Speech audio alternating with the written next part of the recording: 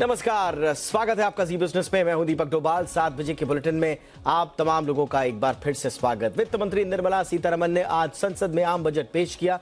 2024 के आम चुनावों से पहले मोदी सरकार पार्ट 2 का ये आखिरी पूर्ण बजट है और इस बजट में एक तरफ जहां एडवांस टेक्नोलॉजी से जुड़े सेक्टर्स पर सरकार का फोकस रहा, तो वहीं किसानों, युवाओं, महिलाओं, सीनियर सिटीजन, नौकरी पेशा सबके लिए कुछ न कुछ बजट में देने की कोशिश की गई है।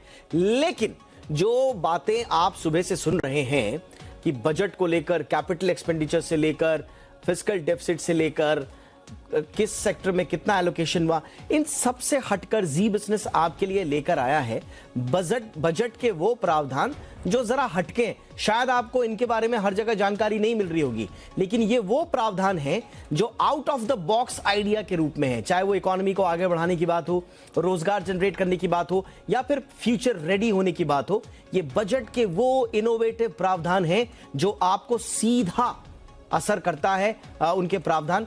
लेकिन शायद आपको ये कम सुनने को मिलेगा, इसीलिए जी बिजनेस आपके लिए लेकर आया है बजट के वो प्रावधान जो है जरा हटके। देखते हैं।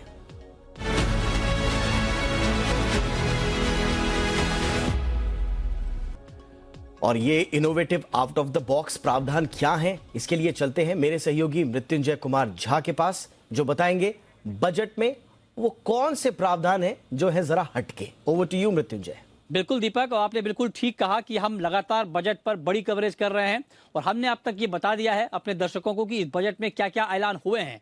लेकिन अब हम वो ऐलान बताने जा रहे हैं जिसके ऊपर किसी की नजर या तो गई नहीं है और या गई भी है तो कम गई है, और इसलिए हमने नाम दिया है बजट जरा हटके, क्योंकि वो ऐलान ऐसे महत्वपूर्ण ऐलान है जिसको जानना समझना आपके लिए बेहद जरूरी है। तो सुनिए वो ऐलान क्या क्या है जो जरा हटके हैं। डिमांड आधारित स्किल के लिए 30 सेंटर खुले जाएंगे। ये बहुत महत्वपूर्ण ऐलान इसलिए है क्योंकि आप देखिए कि स्किल इंडिया के ऊपर लगातार फोकस हो रहा है, लेकिन अब उसमें ये मॉडिफिकेशन किया गया है कि जो डिमांड ओरिएंटेड स्किल है उसके ऊपर फोकस किया जाएगा और उसके लिए 30 सेंटर खुलेंगे। इसका मतलब ये हुआ कि ग्लोबली जिस स्किल की जरूरत है, जो डिमांड है, उसी डिमांड को देखते हुए उसी की ट्रेनिंग इंडिया में दी जाएगी, ताकि जब आपको ये ट्रेनिंग मिल जाए तो ना सिर्फ आप देश में बल्कि विदेशों में भी उस स्किल के तहत आपको आसानी से काम मिल जाए, रोजगार मिल जाए, उसके ऊपर फोकस होगा।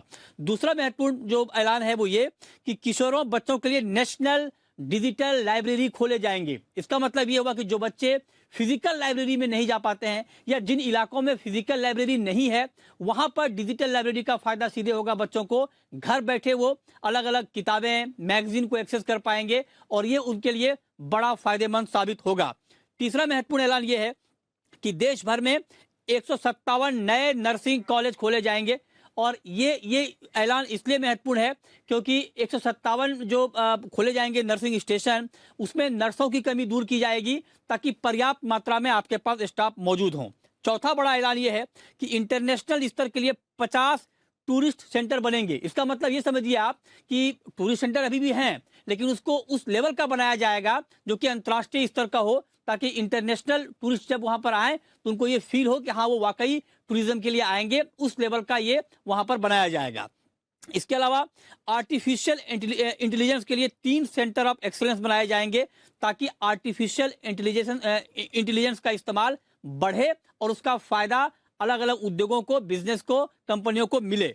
इसके अलावा छठा महत्वपूर्ण जो ऐलान है वो ये है कि केवाईसी को आसान बनाया जाएगा डिजी लॉकर के जरिए। आमतौर पर डिजी लॉकर में जब आप डॉक्यूमेंट रखते हैं तो कई बार ये होता है कि डिजी लॉकर में डॉक्यूमेंट होने के बाद भी केवाईसी के लिए आपको अलग से डॉक्यूमेंट देने होते हैं, लेकिन अब डिजी लॉकर के जरिए केवाईसी को आसान बनाया जाएगा। मतलब ये कि अगर डिजी लॉकर में आपका वैलिड डॉक्यूमेंट है तो आपको वहीं से केवाईसी हो जाएगा। इसके अलावा 5G बेस्ड ऐप डेवलपमेंट के लिए 100 लैब बनेंगे। जी हाँ, 5G बेस्ड ऐप डेवलपमेंट, क्योंकि 5G की तरफ हम बढ़ रहे हैं तेजी से, तो उसके लिए 100 लैब बनेंगे ताकि इसको ठीक तरीके से आगे बढ़ाया जा सके। इसके अलावा कुछ और महत्वपूर्ण ऐलान है। 47 लाख युवाओं के सपोर्ट के लिए अप्रेंटिसशिप स्कीम लाई जाएगी ताकि युवाओं का यहाँ पर डेवलपमेंट हो और युवाओं को रोजगार मिले, युवा इक्विप्ड हो, उसको ध्यान में रखते हुए ये ऐलान इस बजट में किया गया है। इसके अलावा यूनिटी मॉल खुलेंगे, जीआई प्रोडक्ट, हैंडीक्राफ्ट प्रोडक्ट बिकेंगे। ये तमाम डेवलपमेंट है जिससे कहीं ना कहीं रोजगार के अवसर बनेंगे और इकोनॉमी को बूस्ट मिलेगा। ऑनलाइन गेमिंग को लेकर बहुत महत्वपूर्ण ऐलान हुआ है। ऑनलाइन गेमिंग में जीती रकम पर अब टीडीएस देना होगा। अब तक ये था कि अगर आपने ऑनलाइन गेमिंग के जरिए 10,000 रुपए तक जीते तो आपको कोई टैक्स नहीं देना होता है, लेकिन अब ये लिमिट खत्म कर दी गई है। मतलब ये कि ऑनलाइन गेमिंग में अगर आपको 1 रुपए का भी प्रॉफिट होगा तो उसके ऊपर आपको टीडीएस यानी टैक्स देना होगा। तो ये बड़े ऐलान जो जरा हटके हैं और जो हमारे और आपके जीवन पर बड़ा इंपैक्ट डालेंगे, ये जानना समझना हम सबके लिए बेहद जरूरी है। जी बिल्कुल, और जैसा हमने वादा किया था कि बजट के हाइलाइट्स तो आपको बताएंगे, लेकिन जो बिटवीन द लाइन का जो एनालिसिस होता है वो भी आपको बताएंगे कि एग्जैक्टली बारीक बारीक चीजें जिसका आपके जीवन पर सीधा असर है उनको भी आपके लिए लेकर आएंगे। तो इसीलिए हमने ये खास पेशकश बजट जरा हटके आपके सामने पेश की। बहुत बहुत शुक्रिया मृत्युंजय इस तमाम जानकारी के लिए आपका। चलिए, और जैसा कि आप जानते हैं कि बजट में वित्त मंत्री ने टैक्स पेयर्स के लिए बड़ी राहत का ऐलान किया है। अब नए इनकम टैक्स रिजीम के तहत 7 लाख रुपए तक की आय पर कोई टैक्स नहीं देना होगा, जो अब तक 5 लाख रुपए थी। Currently, those with income up to 5 lakh do not pay any income tax in both old and new regimes. I propose to increase the rebate limit to 7 lakhs in the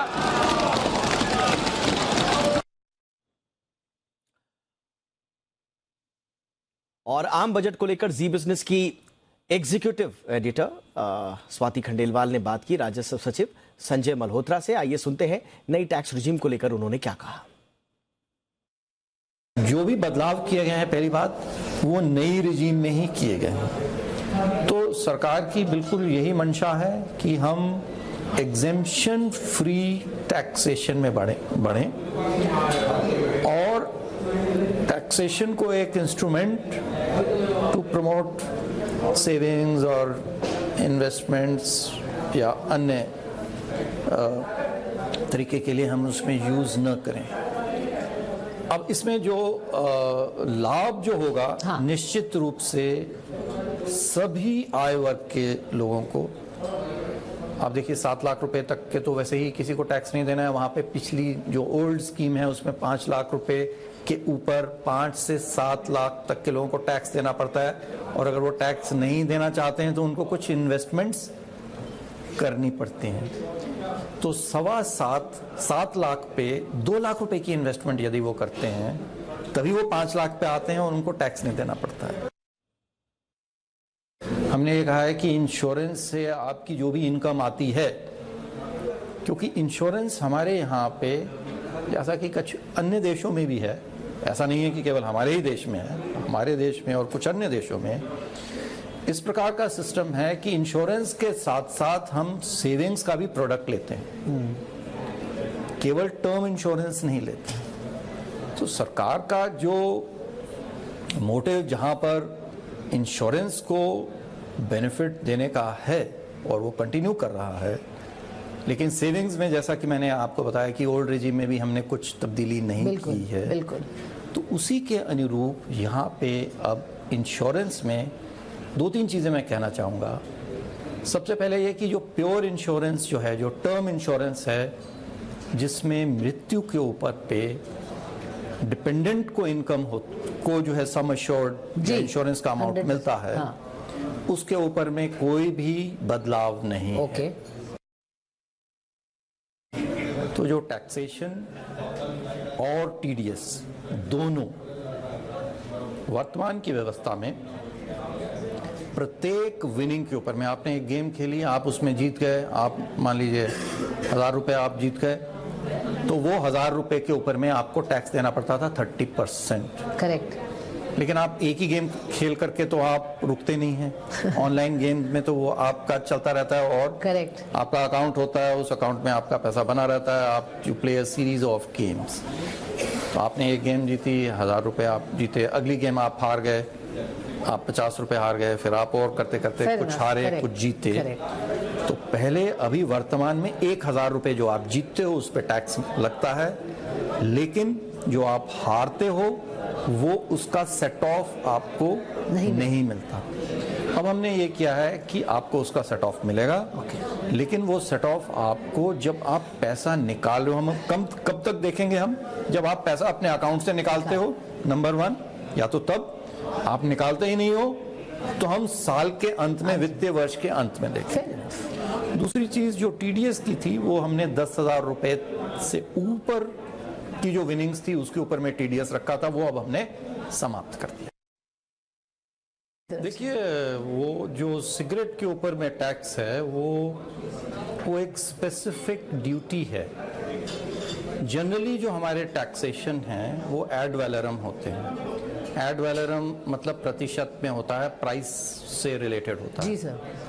तो अगर जीएसटी जैसे अधिकतर जो हमारा जो GST है वो ad valorem है, प्रतिशत है, 5%, 12%, 28%। तो जैसे जैसे प्राइसेस बढ़ते हैं वैसे वैसे without changing the rate tax भी बढ़ता है। लेकिन सिगरेट के केस में हमने रेट्स जो हैं वो स्पेसिफिक रेट्स रखे हुए हैं। प्रत्येक 1000 सिगरेट पे 50 रुपया, 60 रुपया, डिपेंडिंग ऑन उनकी लेंथ और कैटेगरी ऑफ द सिगरेट पे। तो वो 3 वर्ष से हमने बदली नहीं किए थे। इस कारण से उसके अंदर में जैसे इन्फ्लेशन हुआ है, जैसे प्राइसेस में बढ़ोतरी हुई है, उसको ध्यान में रखते हुए हमने उसके ऊपर में स्पेसिफिक जो ड्यूटी है वो बढ़ाई। और आइए अब देखते हैं बजट पर कॉर्पोरेट दिग्गज और बाजार के दिग्गजों का क्या रिएक्शन रहा। बजट में कोई खराबी नहीं है, मार्केट में भी कोई खराबी नहीं है। क्या है, ऐसा मूड ही खराब हो जावे ना, इतना अच्छा budget, it is like a dream moment for India. और उसके बाद ये मार्केट, गुड न्यूज मेरे हिसाब से कि जो भी अपन ने बजट से एक्सपेक्ट किया था, फाइनेंस मिनिस्टर ने उससे ज्यादा अपने को दिया। Correct, on all counts. Correct, right. Whether fiscal deficit ये 2 दिन से जो घूम रहा था कि कुछ पॉपुलिस्ट के जैसा बजट हो सकता है, वो अपने को कहीं पे दिखा नहीं। कैपिटल गेन्स अपने को नहीं चाहिए था, नहीं आया। कोई टिंकरिंग नहीं चाहिए था, वो अपने को आया नहीं। कैपिटल एक्सपेंडिचर मुझे नहीं लगता एक भी आदमी ने ये एस्टिमेट किया होगा कि 10 लाख करोड़ नहीं, नेवर, सही बात। और 10 लाख करोड़ होने के बाद भी 5.9% है। मोर इम्पोर्टेंटली 4.5 तक का रास्ता दिखा है FY 26 तक। दूसरा, इंफ्रास्ट्रक्चर इन्वेस्टमेंट मार्केट के अनुमान से ज़्यादा बढ़ाया है। मार्केट को उम्मीद थी 9 लाख करोड़ के आसपास की, एक्चुअली 10 लाख करोड़ कर दिया जी। तीसरा, मतलब उन्होंने कंजम्पशन को बढ़ावा दिया है टैक्स कट करके। तो ये सारे कॉन्फ्लिक्टिंग ऑब्जेक्टिव जो थे, कंजम्पशन को सपोर्ट करो, इंफ्रास्ट्रक्चर बढ़ाओ, फिस्कल डेफिसिट कंट्रोल करो, ये पूरा बजट में आया है। तो मेरे हिसाब से बजट काफी अच्छा आया है। बाहुबली बजट, एक तीर से कई निशाने साधे। क्या बात। बाजार का बहुत इंपॉर्टेंट काम हो रहा है। सो 2 कहानी चल रही है एक साथ, तो वो दोनों कहानी में मतलब उसका बोलबाला बाजार में बहुत ज़्यादा था, क्योंकि एफआई का एक्शन होगा। अभी देखे नहीं नंबर क्या आते हैं, लेकिन मेरे ख्याल से एफआई ने सेल किया है उसके हिसाब से। करेक्ट। सो उसके कारण से, उसके चलते हुए जो बाजार खराब हो गया, उसको अपने बजट से एकदम अलग रखना चाहिए। उसको कोई मतलब दोनों को मिक्स करके, मतलब बाजार में क्या हुआ उसके कारण से बजट खराब है ये बोलने कोई फायदा नहीं। बजट परफेक्ट है क्या, देखिए तो सबको फायदा हुआ है। अच्छा, इकोनॉमी देखिए आप, इकोनॉमी में जो देखिए आप 30 लाख करोड़ का एडिशनल जीडीपी है, 273 के सामने 303 का उनका बजट है। ओके, तो 30 लाख करोड़ में आप वो 30 लाख करोड़ का दिवाली किसके किसके घर में होने वाला है, कौन कौन सी कंपनी के टॉप लाइन बढ़ेंगे, और किसको, मेरे को लगता है इस बार जो है ना, जिस कंपनी के पास प्राइसिंग पावर है, टॉप लाइन का कमी किसी के पास नहीं है, किसके पास प्राइसिंग पावर है, वो कंपनीज को बहुत फायदा होने वाला है। कमेंट्री तो हॉकिश आएगी। अच्छा, उनको अभी बिकॉज जितना जल्दी ये मार्केट्स रिकवर करेंगे, वेल्थ इफेक्ट आ जाता है, इन्फ्लेशन पे इम्पैक्ट आ जाता है, तो वो नहीं चाहते कि लोग थोड़ा सा फिर से एक्सूबरेंस आए। उनको सेंटिमेंट तोड़ना है ओवरऑल, ताकि डिमांड कम हो इकोनॉमी में, लोग खर्चा करना बंद करें। तो हॉकिश तो बोलेंगे वो। अब ये है कि मार्केट ने कितना पचाया हुआ है। हमारे मार्केट ने तो आज ओवर एक्सटेंड हो गया ये फॉल, कुछ फंडामेंटल से कनेक्शन ही नहीं है, सेंटिमेंट बेस्ड है और मोमेंटम है। ये जब एल्गोस बेचने आते हैं, फॉरेन सेलिंग हम देख रहे हैं पिछले थर्सडे से ही 5-5 हज़ार करोड़ रोज का आ रहा है। तो ये बहुत बड़ा सेलिंग आ रहा है, इंडिस्क्रिमिनेट सेलिंग आ रहा है। एक ग्रुप आपके ऊपर है, ठीक है, गवर्नेंस इश्यूज वो डिफरेंट है, बट वो कंटेजियन पूरे मार्केट में आना वो बहुत वाइड स्प्रेड हो गया। तो फेड को हमने ये देखना है, 25 बेसिस पॉइंट तो 98% प्रोबेबिलिटी दिखा रहा है फेड फ्यूचर्स, 25 बेसिस पॉइंट तो लगभग तय है। मार्च के बारे में क्या बोलेंगे वो 66% प्रोबेबिलिटी है मार्च में 25 बेसिस पॉइंट और होना। वो आई डोंट थिंक वो कमेंट करेंगे, वो बोलेंगे डेटा ड्रिवन है, डेटा देखते हैं। अभी लेबर मार्केट फिर भी टाइट है और इन्फ्लेशन नीचे आया है, बट 2% से बहुत दूर है अभी, तो टाइम है अभी, और हायर फॉर लॉन्गर हम रहेंगे। एंड ये मार्केट, पिछली बारी उन्होंने दिसंबर में इतना कह दिया था मुंह भर के कि मार्केट जिस तरह से बिहेव कर रहे हैं हमारा काम मुश्किल हो रहा है, तो 6% यूएस मार्केट दौड़ गए जनवरी में। और अब बजट बोनांजा में पूछे गए 11वें घंटे के सवाल के लकी विजेताओं के नाम का ऐलान का वक्त हो गया है। पिछले घंटे में आज का 11वां सवाल हमने पूछा था, ब्रीफकेस की जगह बही खाता की परंपरा किसने शुरू की। ऑप्शन आपके पास थे A Indira Gandhi, B Arun Jaitley, C P Chidambaram और डी निर्मला सीतारमन। और सही जवाब है बिल्कुल आसान, डी निर्मला सीतारमन। और लकी विजेता का भी नाम अनाउंस कर देते हैं हम। 11वें सवाल के विजेता हैं, आप देख रहे हैं, प्रियंका, राहुल जोशी, डॉक्टर अरविंद, और ये जो दो हम जो नाम दिए हैं हमको वो आपके टीवी स्क्रीन पर हैं। ये हैं आज के लकी विनर।